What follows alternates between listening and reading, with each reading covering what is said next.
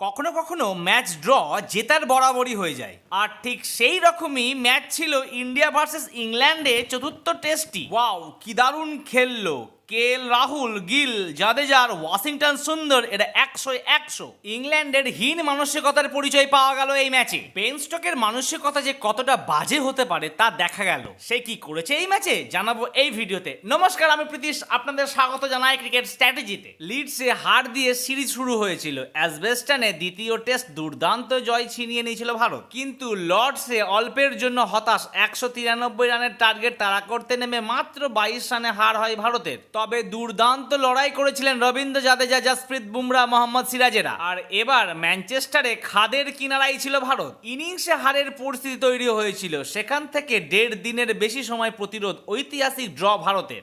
রাহুলের সুন্দর পারফরম্যান্সের পাশাপাশি শুভমান গিল, রবীন্দ্র জাদেজা এবং ওয়াশিংটন সুন্দরের সেঞ্চুরির ফলে এই ম্যাচটি ড্র হয়। আর আমাকে ড্র করে লাভ নেই, আমাকে জিততে হবে। তার জন্য আপনাদের সাপোর্টের প্রয়োজন। আপনাদের করতে হবে এই ভিডিওতে লাইক, আর চ্যানেলটিকে করতে হবে সাবস্ক্রাইব। ম্যানচেস্টার টেস্ট যে ভারত কোনোভাবেই জিততে পারবে না তা পরিষ্কার হয়ে গিয়েছিল চতুর্থ দিনের প্রথম সেশনেই। প্রশ্ন ছিল, ভারত কি ইনিংসে হারবে?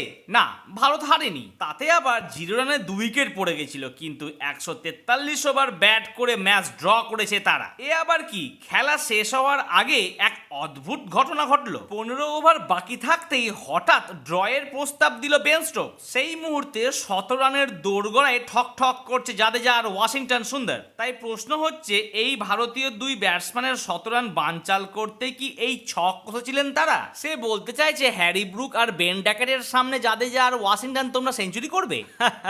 আরে ভাই, তোমাদেরকে কে বলেছে ওদেরকে বল করাতে?